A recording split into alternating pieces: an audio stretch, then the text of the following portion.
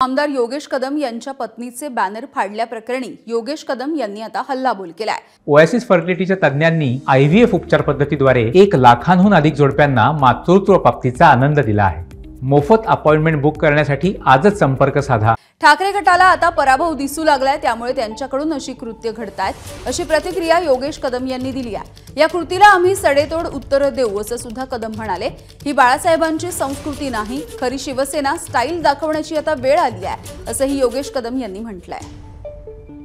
माझ्या पत्नीच्या बाबतीत असं करणं ते कदाचित विसरले की माझी ती जरी पत्नी असेल तरी सुद्धा ती एकाची एक मुलगी आहे, एक स्वतः ती आई आहे, बहीण आहे आणि अशा महिलेच्या बाबतीमध्ये असं कृत्य करणं मला वाटतं हे उभाटाने त्यांच्या डोळ्यासमोर दिसणारा त्यांच्या पराभवामुळे त्यांचा आता